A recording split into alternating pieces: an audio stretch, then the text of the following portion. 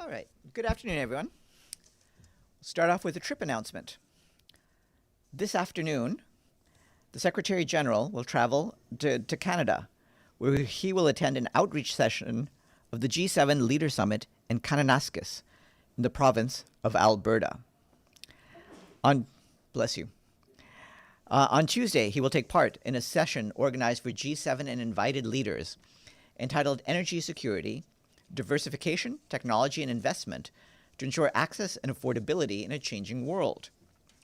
The Secretary General will also hold bilateral meetings on the margins of the summit, including with the Prime Minister of Canada and G7 President Mark Carney. The Secretary General will be back in New York on Wednesday. In a statement today, the Secretary General says that he is gravely concerned by recent announcements and steps taken by several member states to withdraw from the Anti-Personnel Mine Ban Convention. These announcements are particularly troubling as it risks weakening civilian protection and undermining 2 decades of a normative framework that has saved countless lives. Mr. Guterres urges all states to adhere to humanitarian disarmament treaties and immediately halt any steps towards their withdrawal. He also appeals to the 32 states that have yet to join the Anti-Personnel Mine Ban Convention to do so without delay and to fully commit to its objectives. To this end, the Secretary General intends to launch a global campaign to uphold the norms of humanitarian disarmament, accelerate mine action as an enabler of human rights and sustainable development, and drive forward the vision of a mine-free world. The full statement is being issued just now. Our colleagues at the UN Office for the Coordination of Humanitarian Affairs note that today the UN and our humanitarian partners launched a prioritized global appeal aiming to help 114 million people facing life-threatening needs across the world. The appeal seeks $29 billion in funding. Our humanitarian colleagues point out that in the wake of the deepest funding cuts ever to hit the international humanitarian sector, the appeal further prioritizes and highlights the most urgent elements of the Global Humanitarian Overview 2025 launched last December, but does not replace it. Emergency Relief Coordinator Tom Fletcher said that the funding cuts have left the sector with brutal choices and that too many people will not get the support they need. He stressed that we, along with our partners, will save as many lives as we can with the resources we are given. The Global Humanitarian Overview 2025 covers more than 70 countries and territories with humanitarian needs, including refugee hosting countries. It currently calls for $44 billion. Nearly halfway through the year, just $5.6 billion, or less than 13%, has been received. Turning to the Gaza Strip, the Office for the Coordination of Humanitarian Affairs says that over the past few days, attacks on civilians in Gaza have continued, including the reported killing and injury of people seeking food and other aid. Partners working on child protection tell us that several children were also temporarily separated from their families due to mass movements around the militarized distribution points. As they were reunited with their families, partners are working to help reduce risks for children near distribution points. Over the weekend, the telecommunication cables were repaired, allowing internet services to resume. That was made possible as the Israeli authorities facilitated the access of teams sent by telecommunication companies to fix damaged cables after multiple access denials over weeks. Partners tell us that today there was another outage in central and southern Gaza, after which they also coordinated urgent repairs and succeeded in restoring connectivity. Meanwhile, in a social media post, the UN Population Fund said that pregnant mothers are living on a fraction of the food they need to survive. A growing number of mothers suffer from malnutrition, and 1 in 3 expectant mothers experiences a high-risk pregnancy at a time when half of the essential maternal health medicines are no longer in stock. The UN and our partners are working to provide support with whatever supplies remain available. Last week, about 200,000 meals were delivered through 44 community kitchens. Meanwhile, partners tell us that prices continue to skyrocket. Last week in Gaza City, a 25-kilogram bag of flour was sold for 1,600 shekels, the equivalent of $450. OCHA underscores that life-saving aid must reach people in need, in line with humanitarian principles, and humanitarians must be allowed to do their work. More essential supplies must be allowed to enter. Meanwhile, fuel stocks have reached critically low levels. More fuel is urgently needed for essential services, such as providing adequate supplies of water. In the south of Gaza, supplies of diesel, which are needed to operate equipment and machinery, have almost run out. Today, Israeli authorities once again denied an attempt to coordinate the collection of some fuel supplies from Rafah. Partners are rationing the stocks they have as they continue attempting to coordinate access. OCHA tells us that humanitarian communication and banking activities may halt very soon unless the supply of fuel resumes immediately, or the UN is enabled by the Israeli authorities to retrieve available stocks from areas inside Gaza that require coordination with Israeli authorities. Israeli authorities continue to deny many humanitarian movements within the Strip. Today, 7 out of 17 attempts to coordinate such movements were denied, including for operations as critical as trucking water and removing solid waste. Meanwhile, the UN and our partners continue sending more supplies to Kerem Shalom, where the Israeli authorities are channeling our shipments. Yesterday, we sent over 50 truckloads to the crossing, and that's just those that Israeli authorities approved, out of a longer list of supplies that we had submitted. Heavy restrictions still apply on what and how much we may bring in. Meanwhile, ongoing displacement orders continue to increase people's shelter needs and drive further overcrowding at displacement sites.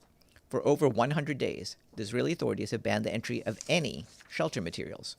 OCHA warns that these materials require frequent replenishment as they wear out quickly or may be left behind when people are forced into renewed displacement. And in response to questions we received, I can tell you that we are aware that the high-level international conference for the peaceful settlement of the question of Palestine and the implementation of the two-state solution, originally scheduled for this week, has been postponed. We remain engaged with the co-chairs, France and Saudi Arabia, regarding the new dates of the conference.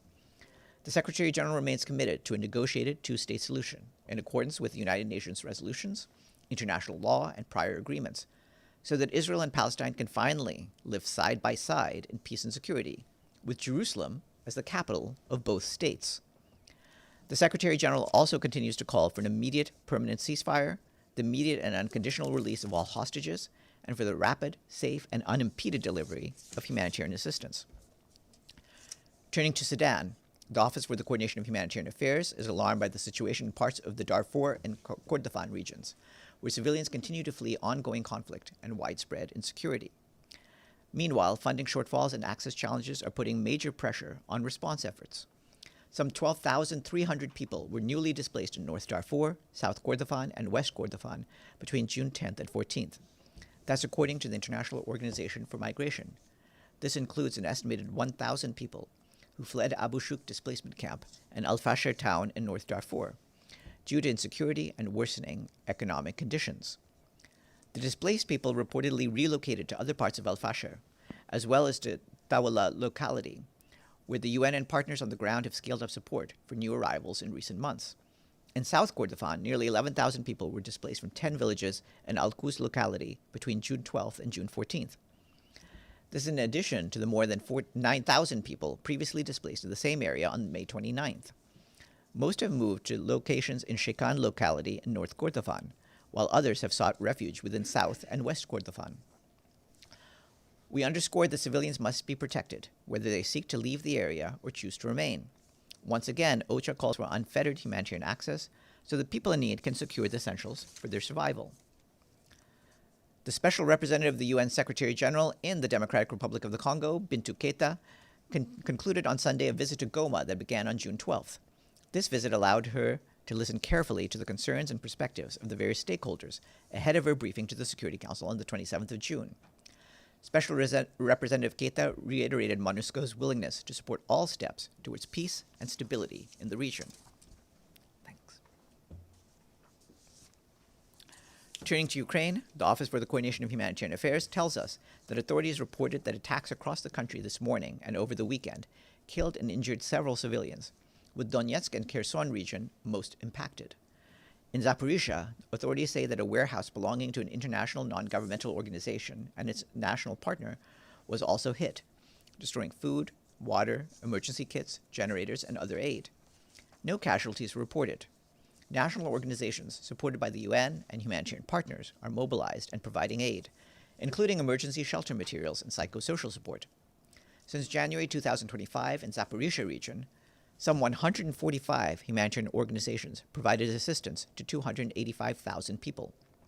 A major focus was on the support of water and wastewater systems. which remain impacted by the destruction of the Kakofa water reservoir in June 2023.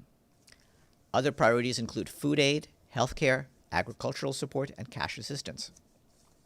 During a visit to the region last week, Humanitarian Coordinator Matthias Schmale and UN representatives discussed further humanitarian support and early recovery efforts, including psychosocial services for children and education amid ongoing hostilities. Today in Geneva, High Commissioner for Human Rights Volker Turk opened the 59th session of the Human Rights Council with a warning of deepening conflict, rising authoritarianism, and growing human suffering. Mr. Turk said that powerful countries were casting aside the agreements that underpin our lives with a devastating human cost. He called on leaders to respond with the strongest possible defense of international law and human rights. Mr. Turk said that funding cuts to UN human rights and the broader human rights ecosystem offer comfort to dictators and authoritarians. He called on governments and societies to stand up for human rights in word and deed. The latest Hunger Hotspots report released by the World Food Programme and the Food and Agriculture Agency is projecting a serious increase in acute food insecurity in 13 countries and territories in the next 5 months. Communities in 5 of these areas are already facing famine, at risk of famine, or confronted with catastrophic levels of acute food insecurity. The report shows that Sudan, Palestine, South Sudan, Haiti, and Mali are hotspots of the highest concern. In addition, Yemen, the Democratic Republic of the Congo, Myanmar, and Nigeria are now hotspots of very high concern and require urgent attention to save lives and livelihoods. Other hotspots include Burkina Faso, Chad, Somalia, and Syria. According to the report, conflicts, economic shocks, and natural hazards are the primary drivers of food insecurity in these hotspots. The report highlights that there is an urgent need for humanitarian action and a coordinated international effort to de-escalate conflict, stem displacement, and mount an urgent, full-scale aid response. And last, today is the International Day of Family Remittances. Remittances are more than just financial transactions. They're a lifeline for millions of families. Over the past decade, it is estimated that migrants have sent home $5 trillion in remittances to low and middle-income countries. Okay, that is it for me. Any questions? Yes. Thank you, Farhan. Has the Secretary General been making any phone calls trying to stop the Iran-Israel conflict? Yes, he has been making phone calls. You're aware, I believe we had mentioned earlier, of a conversation he'd had by telephone with the Iranian foreign minister. But he's made it clear both his condemnation of any military escalation and his deep concern about intensified attacks, but also his long-held position on the need for a diplomatic solution to the Iranian nuclear issue. And he's been repeating that with all of his interlocutors. And is he going to try to talk to President Trump when he is in Alberta? I can't say at this stage, beyond the meeting with Mark Carney, the Canadian leader, who will be on his schedule. Obviously, the program is going to be fairly tight given the number of people who are there. But we'll provide more details in the next day or so as he gets his meetings done. Gabriel? Thanks, Farhan. Does the Secretary General have any comment about Israel striking an Iranian television station in the last few hours? We just heard the latest reports. Obviously, we once again reiterate our concern about any attacks on journalists going about their work by any side. And Israel has obviously killed hundreds of journalists in Gaza over the last nearly 20 months. It's sort of normalizing the targeting and killing of journalists. And do you fear that, does the Secretary General feel that since there's been no accountability against Israel for the killing of journalists in Gaza, that now they're being able to just feel like they can get away with this anywhere? Well, the Secretary General has pointed to an overall need for accountability. And this is one of the examples of cases where accountability has placed categories of people at increased risk in the modern world. And that's true about journalists. That's true about humanitarian workers. That's true about medical professionals. So all those cases are things that have to be avoided by all nations, and there needs to be accountability to ensure that international humanitarian law and basic international human rights norms are upheld. Yes. Thank you, Farhan. In the last 24 hours, 68 Palestinians were killed, 40 of them at what they call food distribution center. It's becoming obvious that these centers to distribute food becoming a trap for Palestinians who are hungry and they have no choice but to go try to get some food, and they've been gunned down. 2 massacres were committed this morning, 40 of them in those centers. Why it's not clear that you condemn these traps that becoming hunting ground for Palestinians? Yes, we've said repeatedly, we agree with the idea that these places are unsafe, and we agree that no one should be put in a position where they're placing their own lives at risk simply to feed their families. We have made clear since this particular scheme for aid distribution was developed that we did not think it would work, and we thought it was entailed a high risk. And now I think the whole world can see that that was the case. No one should have to live like this. The solution, and we've said it over and over again, is for there to be unimpeded humanitarian aid deliveries into Gaza. My second question, I'll go back to the statement issued by the Secretary on the attack by Israel against Iran. And he issued a statement condemning the military escalation in the area. He didn't condemn the attack, and we asked you about it, and you said no. He did. The very second sentence said, in particular, he pointed out Israel's attack. Just read the whole sentence. He said concern in the second sentence. I know, I read it. Yes, well. But it says in particular after the I'm first talking sentence. about condemnation. I'm not going to tell you how to read sentences. Allow me to finish my question. There's 2 sentences, one after the other. Yeah. He did exactly the same on October 2nd, 2024, when Iran fired missiles against Israel. He used the same language. Israel did not accept that statement. They declared him persona non grata. The next morning, October 3rd, in the Security Council, he repeated the statement and he condemned Iran by name. Why he doesn't now, as the aggression of Israel against Iran is very clear, why he doesn't condemn the Israeli aggression against Iran? I think anyone who reads the statement that was issued on Thursday and knows exactly when it was issued and why it was issued can understand what he was condemning. He was condemning the actions, in particular, like I said, by Israel. Yes. Yes, Volodymyr. Thank you, Farhan. On another subject, Russia has reportedly suggested exchanging Ukrainian children it forcibly deported for Russian prisoners of war.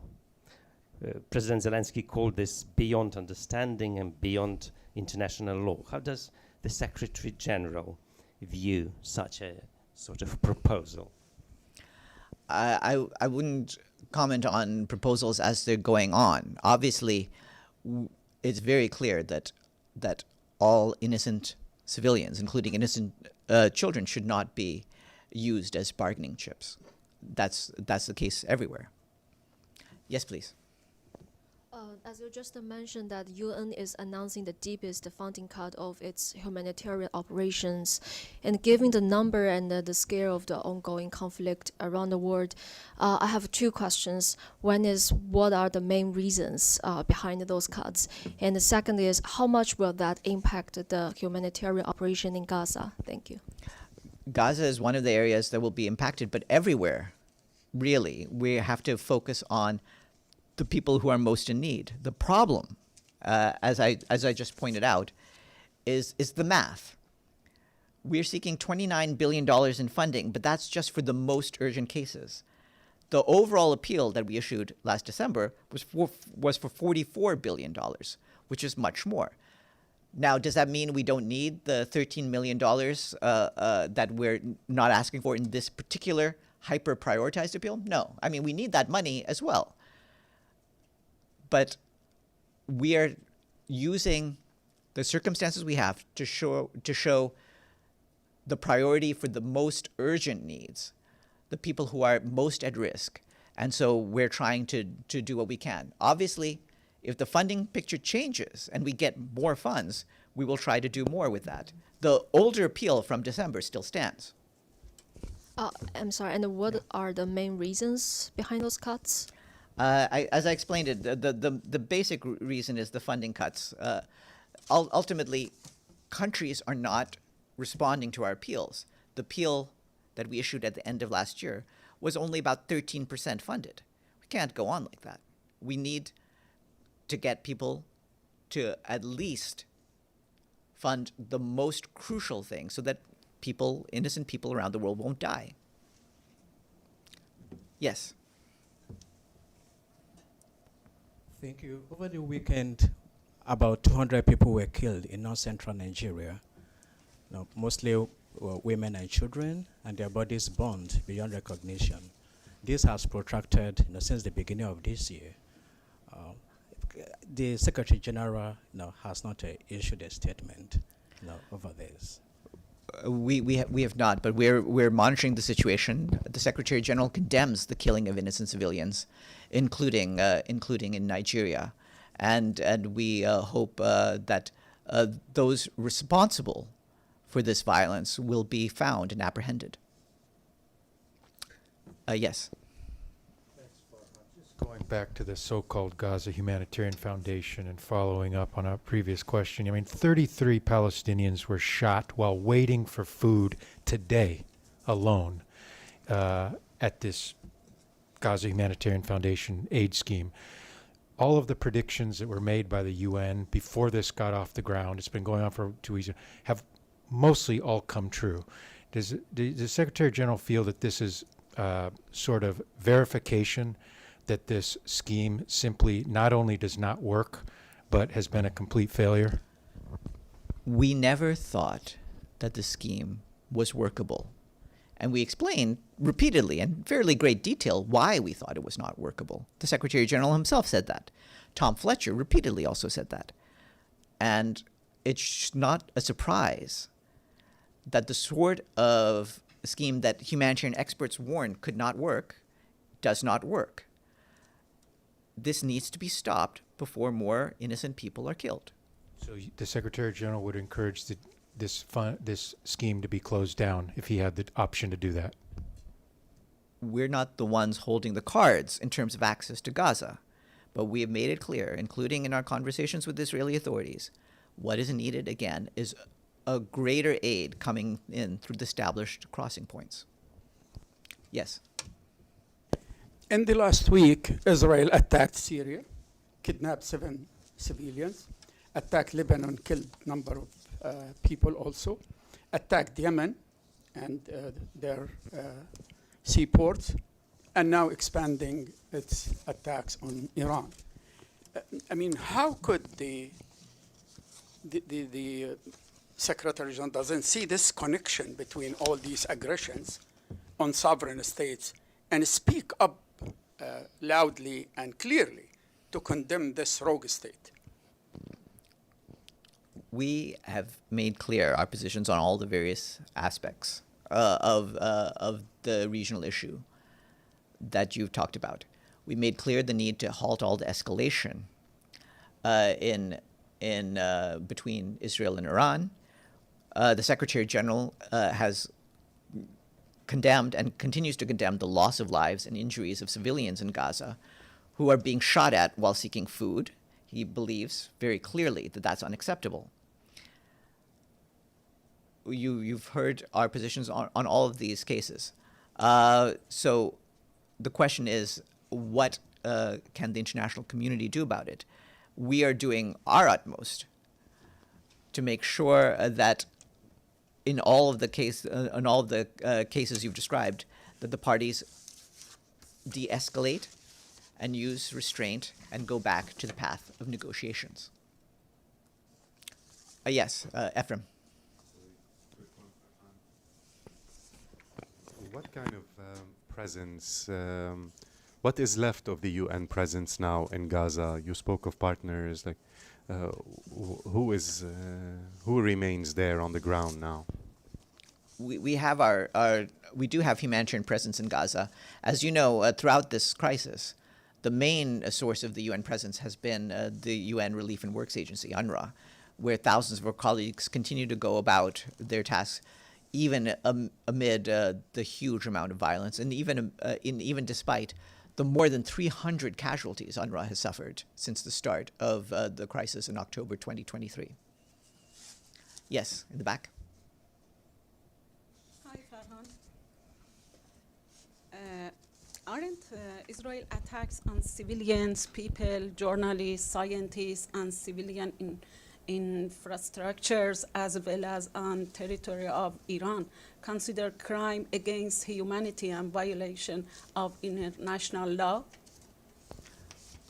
I think for our standpoint, I just want to repeat what the Secretary General said over the weekend in a tweet, where he pointed to the Israeli bombardment of Iranian nuclear sites, the Iranian missile strikes in Tel Aviv, and said, enough escalation, time to stop, peace and diplomacy must prevail.